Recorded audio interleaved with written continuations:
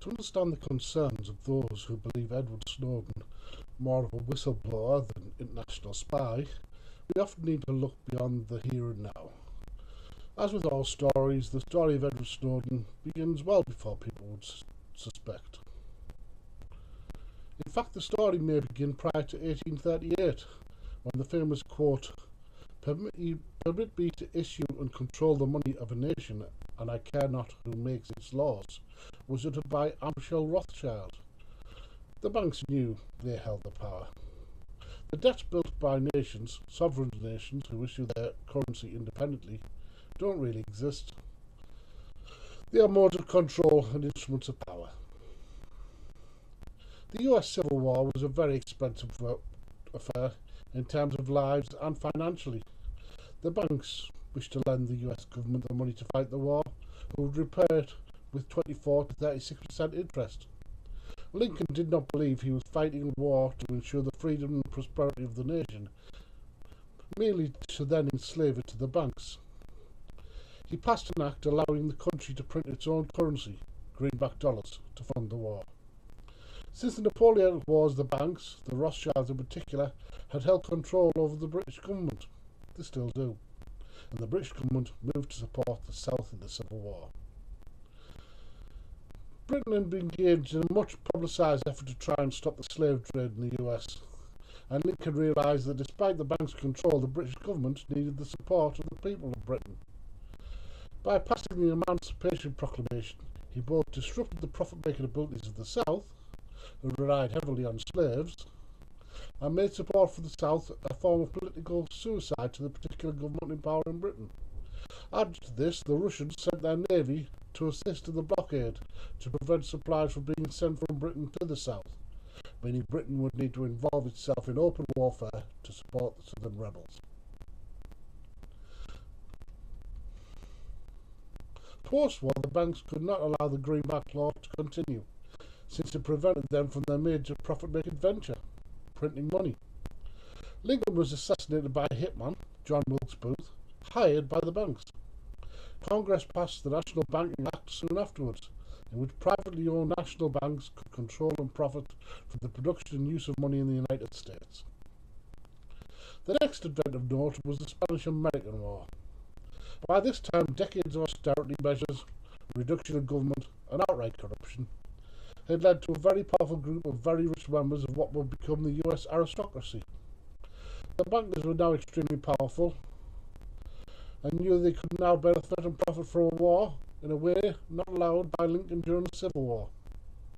The press was very much controlled by these interests and agitated for war in Spain. This also increased the circulation of their product. The industrialists in a growing nation knew that the policies had, whilst making them very rich, led to a stagnant economy. The poor had little or nothing, so there had been an ever-reducing market in which to sell goods. The US needed to expand abroad. The war began with the sinking of the USS Maine in Havana Harbour.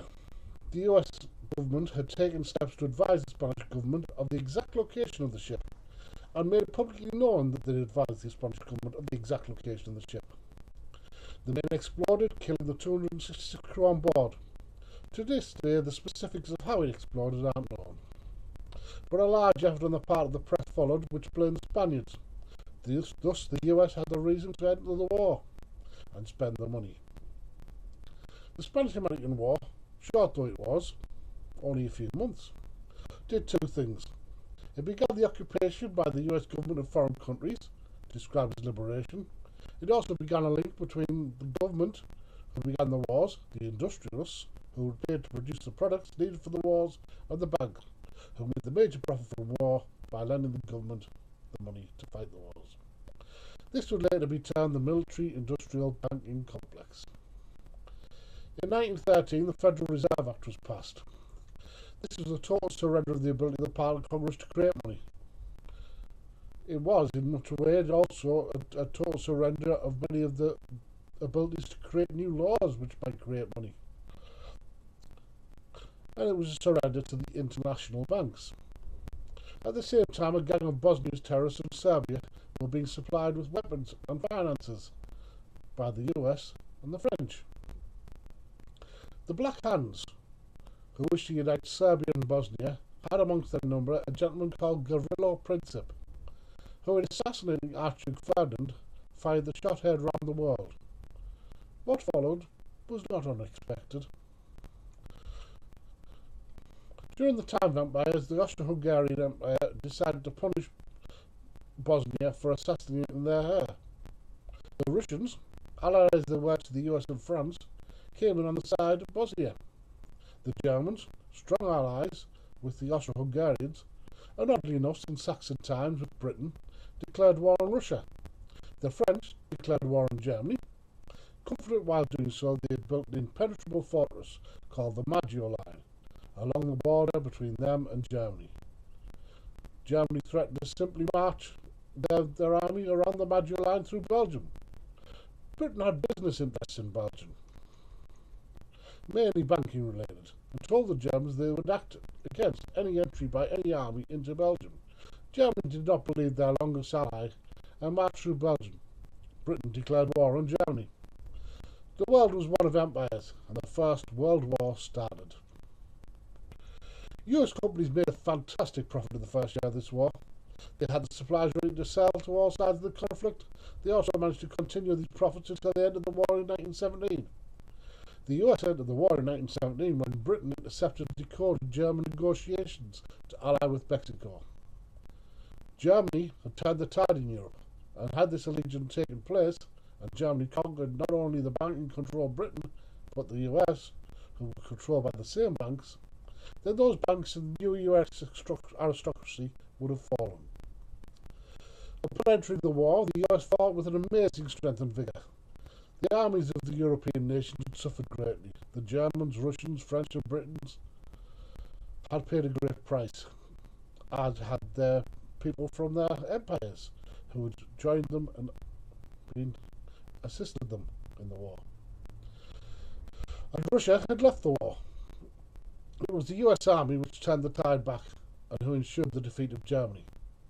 If the US Army had not ended the war, Britain would have surely lost it. Though as much can be said of the US citizen, the brave soldiers, as much as they can be admired, the rich of the US and the banks had shown themselves to be no better than the rich of any other country. The US government, formed and constituted to create a better nation only around a century and a half earlier, had shown themselves to be no less corrupt, designed to serve privilege. France and the US then insisted, as part of the Treaty of Versailles, that Germany make reparations and repay them for the cost of the war. Germany began a programme of mass farming and engineering to create an economy capable of doing this. The Germans found this task impossible. Building an economy when the majority of the profit was being taken by the rich was impossible. The US boomed. They hadn't really suffered any damage in the war, and they now virtually had Germany as a vassal state supplying their rich and wealthy. The rise of discontent in Germany led to disenchantment with the established political parties. In the vacuum created by this disenchantment came the Nazi Party.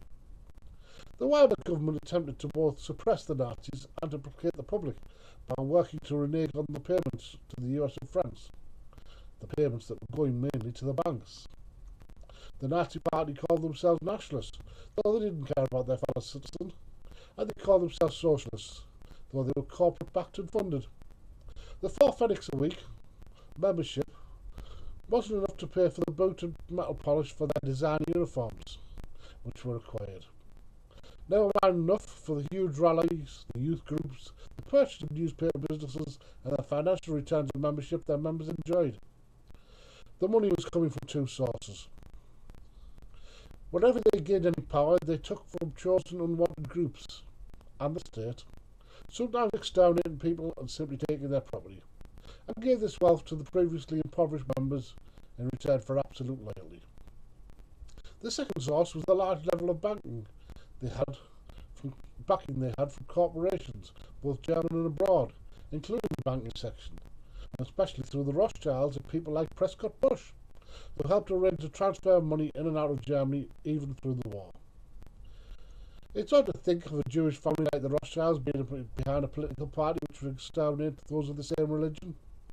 Some have said they funded Hitler to have sympathy necessary to get the world's backing to regain Israel. This is the wrong way to think of the behaviour of the aristocracy. Divisions of race, religion, etc. are the divisions created amongst the poor. The rich should see all who aren't amongst their group they consider our betters, the aristocracy, as equally unworthy of the recognition of their humanity. They swiftly start wars for profit, and the Rothschilds would as quickly see the people of the Shem die for profit as they would see the children of Ham and Japheth. They had no real concern for the Jews. There are certain super-rich families who've been on both sides of wars for hundreds of years, and hence always on a winning side. I would not recount the Second World War, though on this occasion the tide had already been turned against Germany by Russia, Britain and their allies when the US entered the war. In 1942, the German armies had been pushed back from all of the oil-producing areas they controlled. Look at a map of that time. It was at this point when Standard Oil, owned by the Rockefellers, began to sell oil to the Germans at an inflated price. Had they not done so, the war might have ended much sooner. Needless to say, the same moneyed aristocracy in the US made a profit. The same decent US citizens, the same decent US soldiers suffered and sometimes died. Post-war decisions were made that a similar punishment of Germany as had happened after the First World War could not again be imposed. Anyway, a plan was needed that created enough profit to ensure repayments, and the system of demanding payments of debt as swiftly as possible was never going to work since it inhibits growth. A plan was put in place to rebuild Europe. A new war was quickly needed by the military-industrial banking complex. Certainly not in Europe, though. This new war was not against a single country or a group of countries, but against an idea. Many academics would not support the persecution of ideas, certainly not when a war had been fought for freedom. It needed foreign academics willing to call Hitler socialist in return for money, like Friedrich von Hayek, to publish works that a former member of the Russian aristocracy who had moved to the US because her spoilt lifestyle had ended, Ayn Rand, to write books which claimed the US, rather than built on the backs of slaves, rather than worked for and fought for by the common man, was built by magical qualities held only by the corrupt rich. The US aristocracy knew that well-funded propaganda and time could turn even the most educated developed nation into followers of abhorrent ideas. It had in Germany, and the same could be done in the US, especially when simultaneously the McCarthy witch trials were preventing any opposing voice. Capitalism is a system where the rich put money into a business and expect to gain very much increasing returns on that money. The rich do nothing but have the money to begin with, theoretically support ideas, and expect a massive profit. Communism is a system where nobody is born to wealth. Wealth is created by the work of everyone, and everyone shares the wealth. Many people who would otherwise be apathetic had begun to realise that the capitalist system was simply giving money to those who start wars for doing nothing more than live off the work of others. Oddly enough, in the USSR they had introduced communism. Nothing was communal. Stalin had simply dispersed the assets of those he considered enemies amongst the citizens as their private property, while letting those rich he considered allies, though that was a difficult position to be with Stalin, continue to function a form of capitalist model and gain from the work of the poor. There were even capitalists from other countries who profited.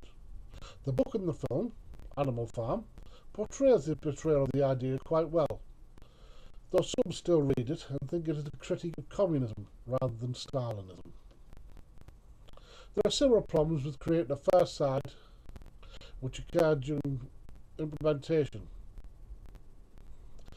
Because to implement communism you need to put all the money and power in the hands of a few, and that tends to corrupt. Putting all the money in the hands of few is a natural monopolistic tendency of the unregulated free market. The problems of both systems end up being the same. So communism has never been effectively implemented, and probably never will. Communism as an idea, however, was a threat, and though the USSR was portrayed as the enemy, it was a risk that the idea would spread and the rich who were in control would lose that control, and the power which filled them with that control and that power, which filled them with more dread than any one nation state ever could. At the end of World War II, the USSR had invaded Korea. Korea had previously been occupied by Japan. The USSR had previous wars with the Japanese, not just World War II, but before that. And Russia remains technically at war because of a dispute over one island with Japan to this day. The USSR wanted to prevent Japan from having any ground on the mainland which it might use as a base for another war. The US moved with Japan, who had previously controlled Korea, to both to the south of the country and prevent Russia from controlling the whole country. Having established a demarcation between North and South Korea, the US withdrew its forces. In 1949, China had its own communist revolution. In 1950, they allied to the USSR. The North, bolstered by the support of the majority of the continent of Asia, decided to attack South Korea. President Truman announced that communism was not only subverting the minds of the free, but using force to conquer nations. The US entered the Korean War. More death for the poor, more profit for the rich. The Korean War had agreed to ceasefire in 1953, and the US forces withdrew. The people of French Indochina had a reputation for being fierce fighters. They had fought for France in World War II, showing amazing abilities in commando warfare, and they were recognised not only the best French fighting force, but perhaps man for man the best soldiers in any army.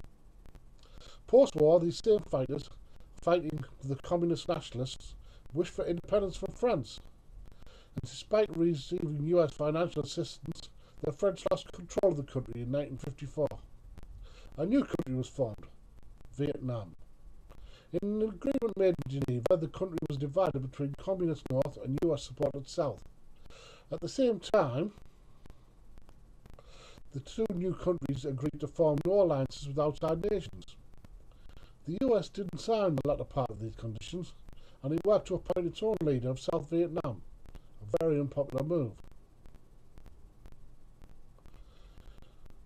On June 4, 1963, JFK, President Kennedy, having realised that the Federal Reserve System was working to destroy the country he had served and fought for, signed Executive Order 11110, which enabled him to print money in times of national need.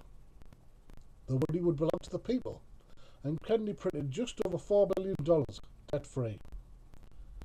Kennedy was assassinated in November 1963, and the day after, acting President Lyndon Johnson recalled every single one of the dollars printed by Kennedy.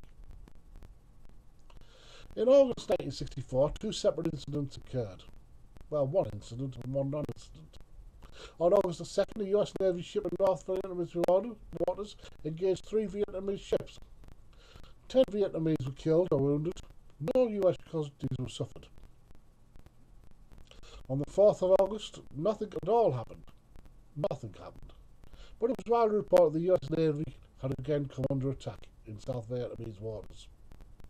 The NSA in 2006 claimed the false reports weren't malicious, but were merely to cover up a mistake. In any event, the second non-existent incident was sufficient for Congress to pass an act allowing President Johnson to begin a police action in Vietnam in support of the South Vietnamese government. It wasn't called a war. Many Americans immediately spotted a war for profit, where their countrymen would die. Some didn't notice until the draft was introduced. The war ran until 1975. This should bring the majority of people watching this up to date. There have been subsequent wars, the invasion of Grenada to remove the democratically elected communist government, a lot of interference in South America and elsewhere, the encouragement of Saddam Hussein to evacuate, followed by Operation Desert Storm, and numerous other police actions. Then, of course, the new millennium in which we have had wars where not only have the manufacturers and banks profited from wars, but parts of the military and government have also allowed greater profit from wars. The money is paid to private contractors to rebuild countries, which has either disappeared or resulted in very little in return, to nothing in return, accepting that some friends of the government have made a profit. Often there are long-lasting consequences to people and nations left behind, as well as those who have served as soldiers. Agent Orange in Vietnam is an obvious example. Another example in modern times is the use of depleted plutonium in warheads or field munitions.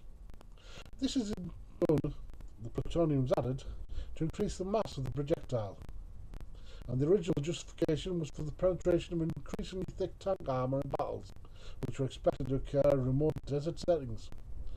In fact, the plutonium warheads got predominantly used to add bang to the buck when destroying buildings in built-up areas, leaving trace radiation and high incidence of genetic birth defects, and of course exposing our own troops to radiation.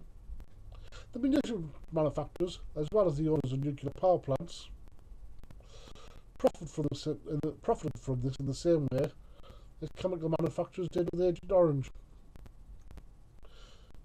It has been important to pass on this information, as a grounding for those who are neither old enough to remember the repeated occasions when the US government has put the interests of the rich friends before those of the nation they are meant to save, or have not read up on the subject. Of course, there have been times when the US public have made themselves informed and stood to say no to government and demand they serve the nation. But it's been blatantly obvious to all that the current government, both political parties, will do nothing but serve the rich. Into the latter conflicts, we have the war on terror and the NSA.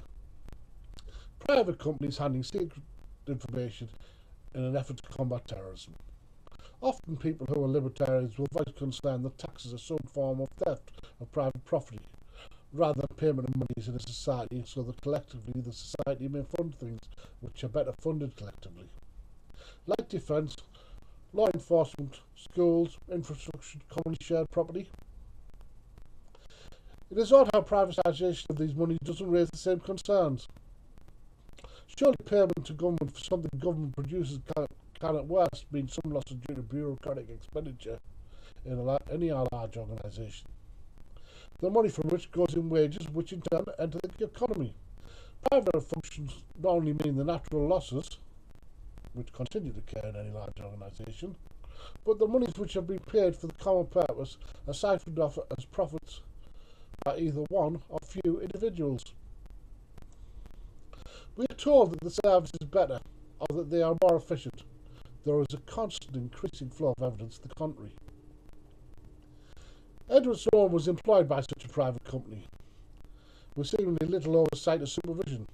He had access to everyone's private information. Everyone's. The budget for such work increases annually, as do the profits for those private companies and the friends of the government. But the budgets are kept secret. If people knew how much money was going into this, they might ask where the money was going, and that might result in people being aware that some people are getting very rich for providing very little service. He was vetted by another private company, USIS, USIS, acting as the Office of Personal Management. I should say that some decades ago I also worked in an area where I received negative vetting, which determines risks of you receiving information. All soldiers receive this, unless you see confidential documents, which are real and no secret at all, and simply things like handbooks. And the lower level need to know information known as restricted, which to be honest is much more. But there were things like handbooks for specific trades and equipment that were more likely to be restricted. I also received a high level positive vetting, which determines the trust which should be placed in you to receive information. It also means you're privy to secret information, top secret information, and much high level need to know information which was top secret and theatre specific. Much classified restricted information isn't something that would cause concern if it was put on a billboard in Piccadilly Circus.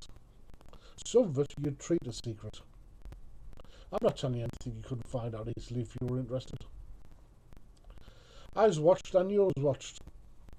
I had personal post opened. You expected these things, since you were to be entrusted with information. In fact, only a couple of years ago, my cousin, who was serving abroad, sent me a letter and it had been opened. You accept such things. They are necessary as the keeping of some secrets is necessary. Needless to say, my cousin has enough experience not to tell me anything I don't need to know, and I, in turn, don't want to know what I don't need to know. This is instilled in soldiers from their basic training, along with other ideas which probably stay with you for life. I would never argue that some things shouldn't be kept secret, nor that trained soldiers shouldn't understand this importance. Much of the question around Snowden should be more focused upon the information he released than some fantasy that the information could cause troop deaths. Nor do I argue against some information should be collected for security purposes.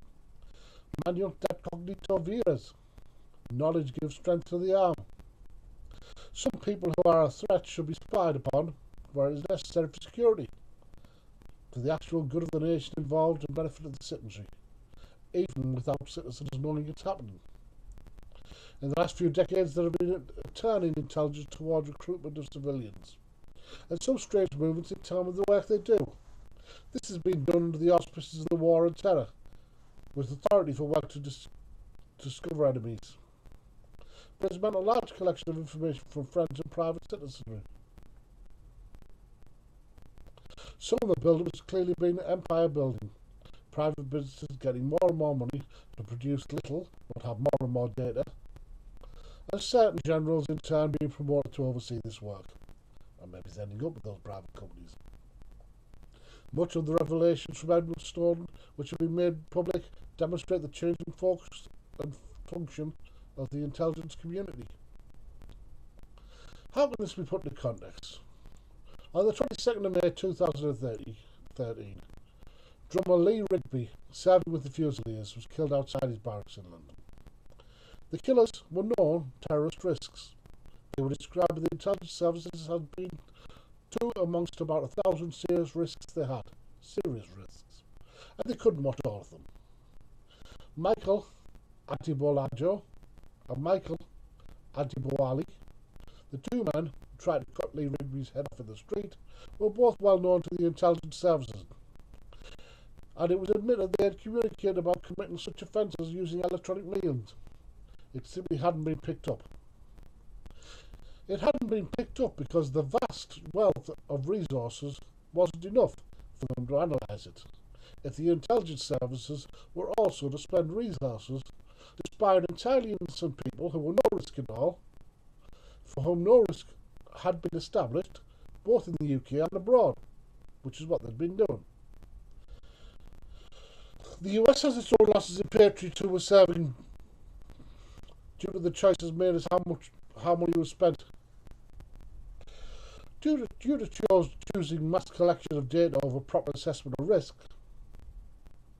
Aaron Alexis should have been picked up and given the treatment he needed, well before it led to tragedy.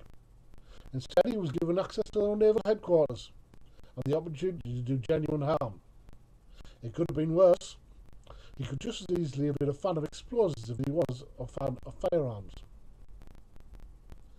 More than a ridiculous distraction of resources towards non-threats and away from established threats, the focus of the intelligence, both in the UK and the US, has fitted a pattern. Companies in successful economies, like Germany, trade unions in places like Germany, and the mass storage of otherwise data so it could be checked later if you had a reference point. Much of this data is industrial espionage. It's been said it's nothing new to spy on your friends. Spying on your friends requires a very serious cost-benefit analysis. The benefit you may gain from discovering information of use against the loss of allegiance you risk it as a cost. It's certainly not a sensible thing to do with valued allies. It's similarly not a thing to spend resources on whilst lowering the resources given to monitoring actual risks. It's already been revealed in 2006 by Russ Tice, a well-decorated long-serving intelligence officer who worked with the US Navy, the US Air Force and the NSA that the NSA had focused on collecting everything they could about politicians who considered rising stars. Not just collecting a small amount of information or collecting what they could and analysing it, collecting everything and analysing it and picking out whether or not there were risks, but collecting everything they could about these people and then storing everything they could about politicians. Some people were watching this will remember the revelations made about the Stasi. Some may even remember the Stasi themselves, the secret police in East Germany. For those who don't, and don't wish to read around the subject, as many people don't read fully around subjects, I would suggest you watch Das Leben der Anderen. In English, that's The Lives of Others, which I know is currently posted at least once on YouTube. You will have to do some reading, it's subtitled.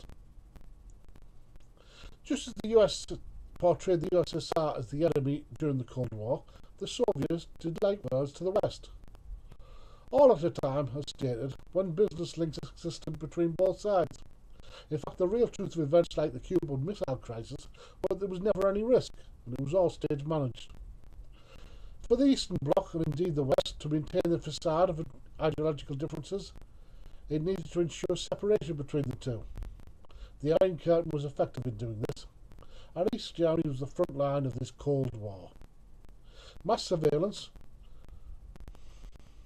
a network of informants, tapping of phones, and even people patriotically trained to spy on their neighbour meant information could be stored on any citizen. If a citizen then chose not to toe the line, chose to be a dissident, not only might they disappear, but the information gained might identify their friends who could also disappear. The information might be used as blackmail. It may be used to defame. It's not useful for identifying risks, so the analysis of swathes of information takes so long that the event has occurred before you find it. Information gathered in this way is only useful for target attacks upon chosen individuals. We should move on to the criminality of what was done, since those who wish to may analyse the information made public. The criminal complaint against Snowden has been cited as being under four main pieces of legislation: 18 USC 641, 18 USC 793 brackets D, and 18 USC 798 brackets A brackets 3, as well as the Espionage Act. We shall take each in turn. We will look at this with the knowledge that PRISM, whilst its name wasn't commonly known, wasn't a secret. What it was being used for was the secret. I now give my opinion as a qualified lawyer on this issue. I already anticipate argument about the partiality of my statements. I shall be, as I have been, completely honest. On any issue in law, it is difficult to find a lawyer who will give an entirely balanced analysis. It is perhaps a product of the adversarial system we have that nearly every, if not every lawyer, will look at the evidence, make a decision based upon their understanding of the law, then, in their opinion, say whether they have decided in the manner they have. They will either be for or against the guilt in a particular set of circumstances. It would be very unusual for any of them to be on the fence. The only occasion when they may not provide their honest analysis but argue to the contrary is when they're being paid to do so. I have not been paid, nor do I gain anything from the opinion I have honestly come to, and now attempt to show the argument for. The entire charge for any statute is never the entire citation of the statute. It is often the case that the charge is created by reading from comma to comma to create the most apt charge or offence within that statute.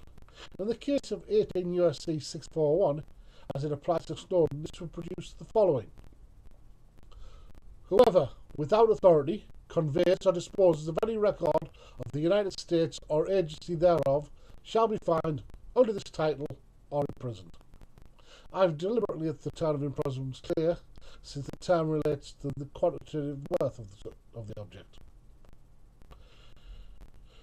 Those of you who have watched my video on the development of English law will be aware that there are ways of interpreting statute.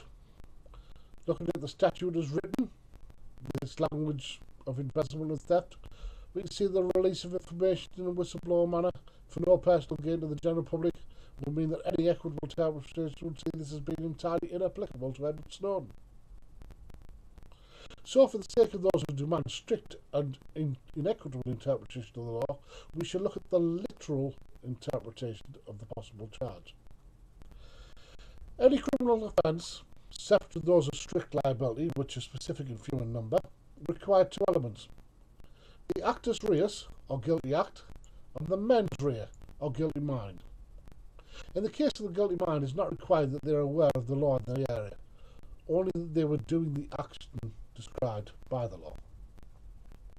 To begin with the actus reus, we must see this as without authority conveys or disposes of any record of the United States or agency thereof.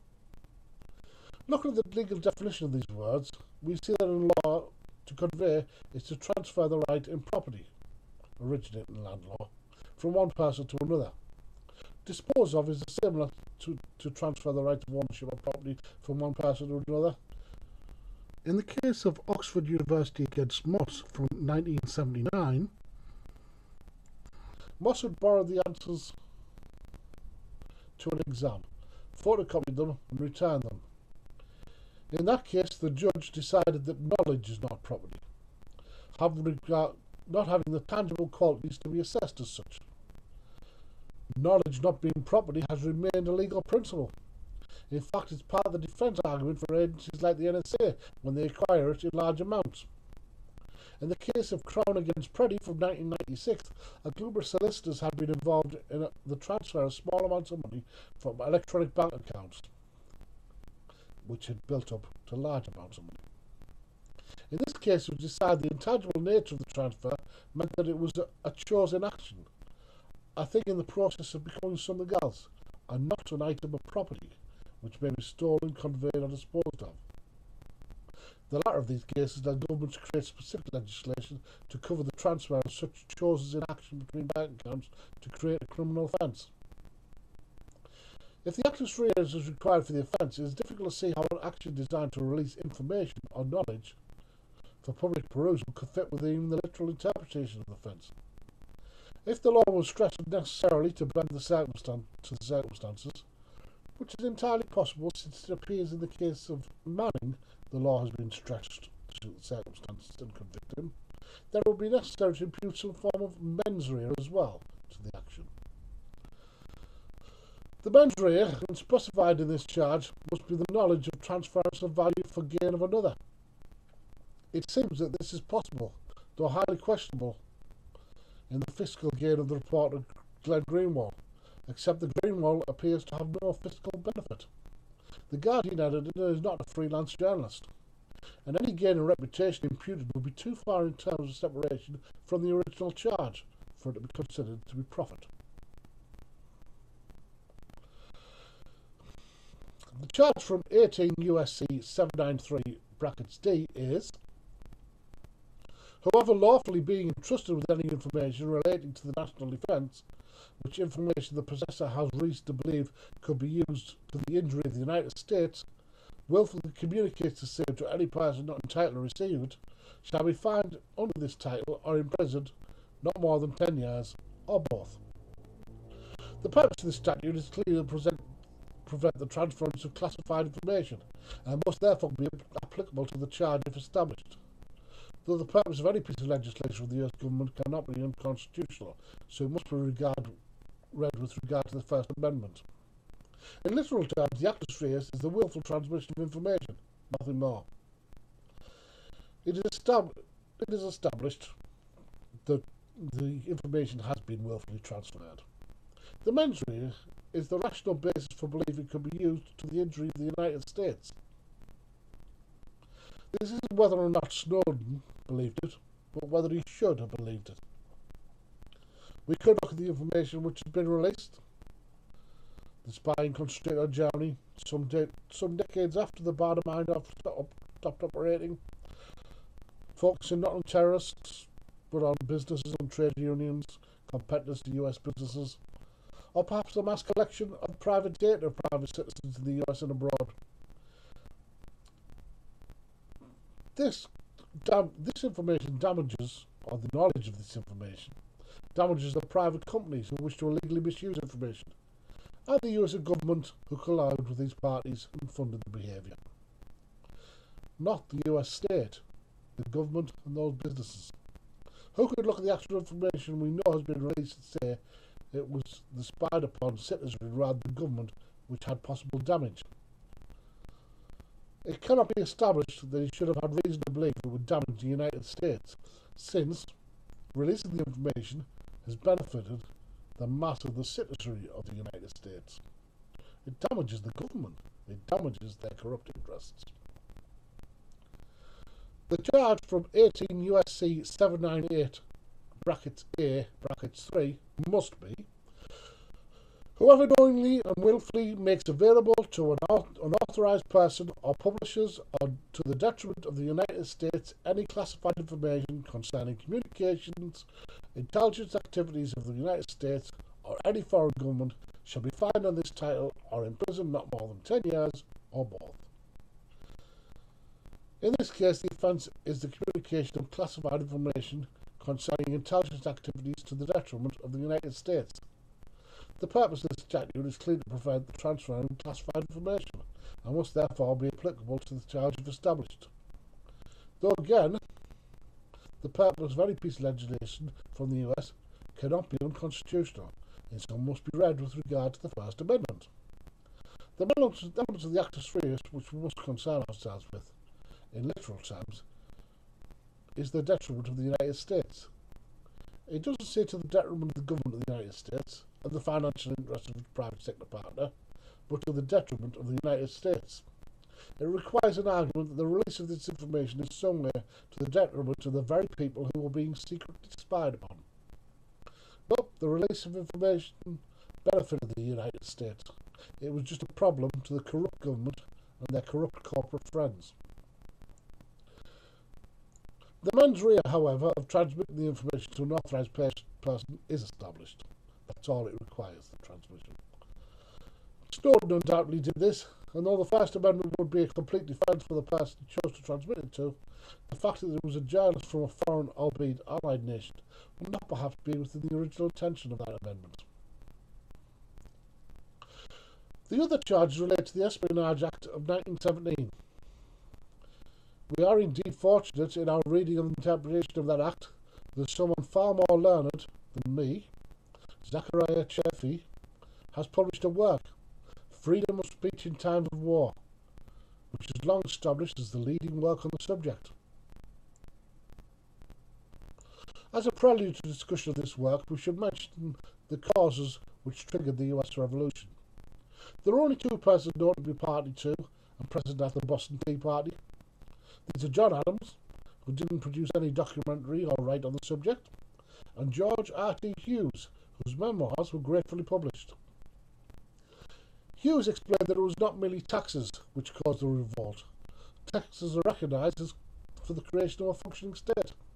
It was the unequal imposition of taxes designed to give benefit to chosen friends of the British government. In fact, the very same sort of corruption we get today, where some companies are assisted and others are pushed out of the way. Chaffee, in looking at the possible methods by which the Espionage Act had been and should be interpreted, begins by looking at Judge Edward Cook's mischief model, which is in essence the purposive approach. He describes the need for the Espionage Act to be interpreted in light of the First Amendment. Then he makes some very interesting observations on the thinking of those who drafted the First Amendment. Chaffee states that between 1760 and the US independence, 70 cases have been brought by the British government against people of the now United States for libelous sedition, for which the release is a defence of truth, and which 50 resulted in a guilty verdict. He relates how this use of sedition as a method for the suppression of dissent was the antithesis of the aims of those drafting the First Amendment, and that any legislation drafted must be read with that in mind. The implementation of the Espionage Act, he states, must not be for such actions as expressing dissent and against the government or with current policies, but only for those occasions when genuine traitors intent on aiding the enemy for personal gain are guilty of infraction. It is Cheney's interpretation which must be paramount in the mind of freedom-loving Americans when they look at the interpretation of all the charges against Snowden. That is not to say there haven't been attempts to forward evidence which would lead to greater belief in Snowden's guilt. These have mainly been from sources such as the media, and the media being a secondary source should always be checked for accuracy as much as you're able. I accept that it's sometimes the only source. Even then, you must try to analyse for clear indications that the story may be untrue. The police had already been in the offices of the Guardian newspaper and insisted on the physical destruction of the computers on which the files were kept on Snowden's leak. In an episode widely seen as resembling a scene from the film Zoolander, they decided to destroy the computers and therefore destroy the files. It has since been explained that computer files aren't like real files and can easily be copied without the need of a scribe. In the case of David Miranda, boyfriend of Ben Greenwald, the journalist whom Edward Snowden coordinated with to disclose the NSA leaks, we have certain facts which are accepted by all sides. The following facts. Mr. Miranda was on his way to Brazil on the 18th of August 2013. He was stopped and questioned by the police for 9 hours. He had items of his personal property, including a laptop, taken by the police. He was then free to travel to Brazil. The element which is mainly contested is that there was anything in any way connected to the Snowden case on Mr. Miranda. The British government, through the police, claim that he had the files from Edward Snowden on his person, along with the password to grant immediate access to the files, written down on a piece of paper. Mr. Miranda, through his lawyers, claims otherwise. Having the files and the password is an offence in English law under the Official Secrets Act of 1989. It is such a serious nation there would have been termed an arrestable offence prior to these changes in the law which granted the police an increased power to arrest people in 2005, since it holds a maximum sentence upon first conviction when 18 years of age or older of up to 14 years in jail. The Serious Organised Crime Police Act, SOCPA, of 2005 makes any offence arrestable if the necessary criteria apply. The elements of arrest are given in Section 24 of the Police and Criminal Evidence Act, known commonly as PACE. It is amended by Section 110 and 111 of SOCPA 2005. The two elements that give rise indicate when you should arrest somebody in English law are a person's involvement or suspected involvement in the commission of a criminal offence, which certainly the removal of the information that he's accused of trying to remove would be 14 years imprisonment, and the second element was reasonable grounds for believing the arrest necessary. Section 110 of SOCPA, paragraph F, gives one of the 9 reasonable grounds as being to prevent any prosecution from being hindered by the disappearance of the person in question. It is an offence of an extremely serious nature. The police apparently held him for 9 hours without charge because they immediately found evidence sufficient to charge him. The same police force which has spent over a year providing a number of guards outside the Ecuadorian embassy to prevent Julian Assange, who has asylum, travelling to Ecuador, then apparently decided to let Mr. Miranda leave the country, which will certainly affect their ability to prosecute him. It's a mark both of the lack of intellect of those in power and the lack of respect for the intellect of others that this story has been given to the media and people are expected to believe it. They're expected to believe that he arrived at customs leaving the country with information of a top secret nature which would lead to 14 years imprisonment, with the password key, top secret, which would lead to 14 years imprisonment. The police found this evidence on him straight away and then let him leave and go to Brazil. Of course, the majority of people are intelligent enough to recognise this story as blatantly untrue. The next attempt was just as clumsy, but had increased risk of harm. On Friday the 23rd of August 2013, the Independent newspaper ran an exclusive story relating to the Snowden links. The story was authored by four senior members of their staff. In this story, the revelation was of a secret internet monitoring station in the Middle East, which processed vast quantities of information. While the Independent didn't disclose its location, they made the claim that all the details of its location were known to the Guardian and others involved in the Snowden leaks, and this information put lives at risk. It emphasised the need for the station as something which was analysing real risks to the security of the people in the West. Of course, the first question is, given the information was linked to an editor in the Guardian, all of the information, where did the Independent get an exclusive supply of information? Information which had not been, by definition, leaked elsewhere. Of course, the story may or may not be untrue, but the story was clearly from a source in the UK government. The story was rejected as to the origin by Snowden and the Guardian. It is again designed to appeal to those who fail to analyse what they read or hear in them.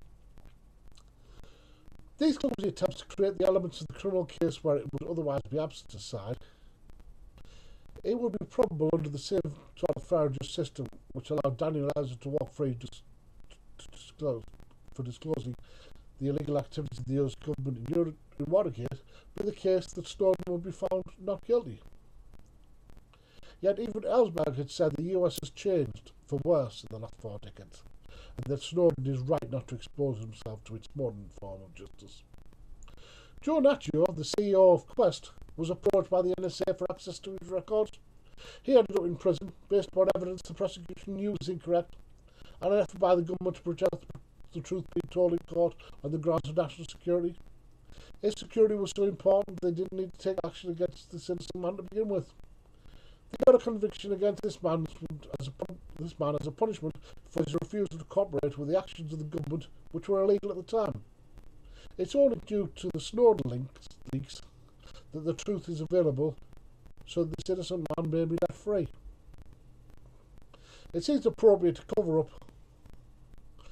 what has happened to other whistleblowers. Some of these people were of long service, decades long within the intelligence community. Bill Binney designed the computer program used in prison. He resigned in 2001 because it had been used to collect the metadata and emails of US citizens. He since had his house raided and he and his family threatened. Gina Gray discovered mass fraud and the inappropriate treatment of the remains of the dead in the US military cemeteries. She attempted to go through the proper channels and was simply fired for doing so. The corruption will continue. Ben Johnston was disgusted to find that DynCorp had a culture of child rape in Bosnia. They were working with the local mafia to abduct and import children from nearby countries. Some of them were raping the children on video and keeping their own treasured records of the event. He was of course fired, along with 2 low-level employees of DynCorp. DynCorp, which has 2 US generals on their 5-man board of directors, continued to get government work, and US taxpayer money continues to flow as profits to this company. They have since been involved in the purchase of young boys to be raped by Northern Alliance allies of the US in Afghanistan. Thomas Drake had made repeated attempts to bring criminal and unethical behaviour to the attention of his superiors. He eventually found this was getting nowhere and went to the press. In 2007 his home was raided, along with the homes of others who attempted to whistleblow. Documents were found in his possession which were classified. The documents were subsequently classified, then he was prosecuted for having classified documents in his possession. The list goes on. People make videos about the stories of each of these whistleblowers, and many others who have suffered a similar fate for trying to tell the truth to power.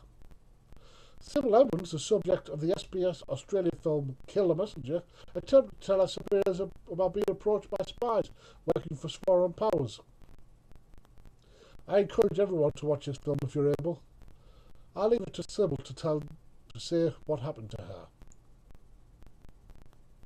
It was March 22nd, Friday, about 4:20 p.m. Sibel's allegations had made too many waves. The person in charge of security division, a Sukum broker, said, well, I would like you to hand me your key to your cabinet and your badge. And I said, well, may I ask why? Based on what reason are you firing me? And this guy, Friel, said, you know why you're being fired? You're being fired because you reported these issues and you reported them to the headquarters, and we don't have to give you a darn reason why you're being fired. And at this point, he got up and he's like, now you're going to be escorted outside the building. At this point, 3 of them, they are escorting me downstairs. And on the way down, Thomas Friel told me, he said, we will be watching you. We will be listening to you. You cannot talk about any of these issues that you reported outside. You don't even have a right to go to any attorney. Sibel was out of the FBI. I think it would be pertinent to mention James Clapper, who strongly suspected, that's what people would say known, to have committed perjury in his testimony in Congress. To my mind, the parliaments in many democracies are filled with those who court popularity.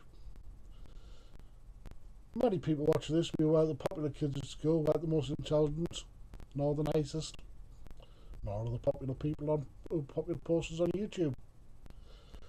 The people asking the questions of Clapper would have done better seeking the information from the whistleblowers, researching things properly, but they avoided the whistleblowers and asked James Clapper. Clapper didn't have a lot of choice with the testimony he was going to give. We all know that he didn't really have any choice than to say what he said. Perhaps he should be punished as an example to others to prevent perjury. But the book mustn't stop with him. Harry Truman used to have the phrase, the buck stops here, on his desk. And it's time for the US electorate to look at their politicians and make them culpable for the part they play in the government, rather than merely dividing themselves on partisan lines, seeing themselves as red or blue states, seeing the compatriots as enemies, when it's the political class as a whole that are playing the role of enemy. Some still say that whistleblower protections are in place. Some still believe that whistleblowers are protected. I mean, didn't President D.W. Bush sign the Notification and Federal Employee Anti-Discrimination Retaliation No Fear Act in May 2002?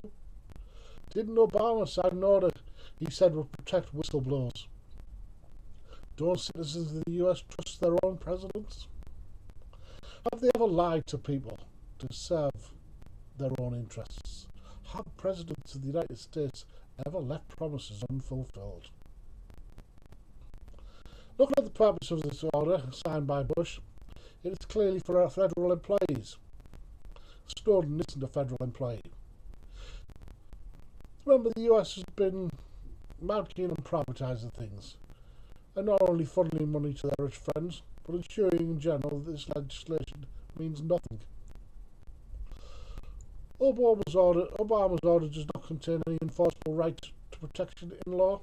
It simply gives the function for ensuring whistleblower protection to the very same people who have been persecuted in the past. The people in charge of protecting whistleblowers are the people who've always fired the whistleblowers. We also mentioned the False Claims Act, as sometimes which is meant for whistleblowers, or something which is meant for whistleblowers. This dates back to Lincoln and the Civil War, though it's enforced by individual states. It allows, in the money living USA, the payment of a percentage of savings to the whistleblower when fraud is proven. What Snowden has revealed may be a massive drain on public resources for no benefit, but it's not a claim for money when failing to supply equipment or something similar, which is an available fiscal assessment, and which is what those false claim acts are for. Snowden sacrificed a comfortable life in the US to reveal what he revealed because he felt morally compelled to do so. In choosing a destination, given that the US launched a war against Afghanistan to recover one person, who incidentally the Taliban authorities offered to hand over before the attack actually began on their country, he perhaps chose wisely in going to Hong Kong. China may not have an army to match the US, but they have a manufacturing base which is often the deciding factor in warfare. Snowden's next move was just as sensible. The US has harboured Chechen terrorists from other areas of the type of bomb the Boston Marathon, and repeatedly refused to sign an extradition treaty with Russia. Snowden flew to Russia, from where he found himself trapped temporarily in the airport, because Russia, the new democracy, is not the USSR, and they don't just take independence without cause. His desire was to move on to South American country, but the US with its allies were forcing down airplanes, even airplanes with foreign heads of state on board. He has since gained permission to head to Russia, primarily because of the pressure the US tried to put on Russia, when diplomacy might have been a better choice. Well, Snowden did not have to release the information. He obviously felt a moral and ethical compulsion to do so, to his own detriment, for what he saw as the common good. He didn't commit any actual criminal offences, but he's still likely to be prosecuted should any chance come up. Snowden cases also has no elements that will risk the lives of any US operatives. In fact, the only recent case of someone leaking such information was Scooter Libby, who disclosed details of an undercover operative who was in theatre for his own selfish political reasons, and was in turn pardoned so he didn't have to serve the 2-year sentence he'd been given on conviction. It must therefore be the case that there is some analysis of his ethical reasoning. First, we should give credence to the words of General Hayden, who, despite making statements since shown to be accurate, like prison only surveils foreign nationals, also once on Russia Today show, Sophie Co forwarded the following argument.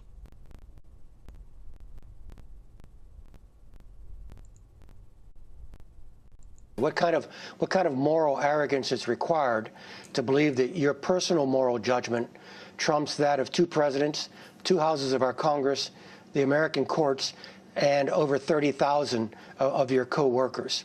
It's a persuasive argument from General Hayden.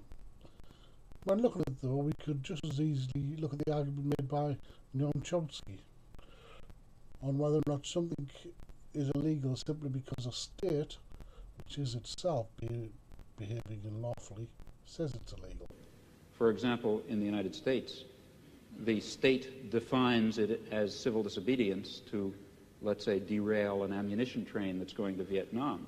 And the state is wrong in defining that as civil disobedience because it's legal and proper and should be done. It's proper to carry out actions that will prevent the criminal acts of the state.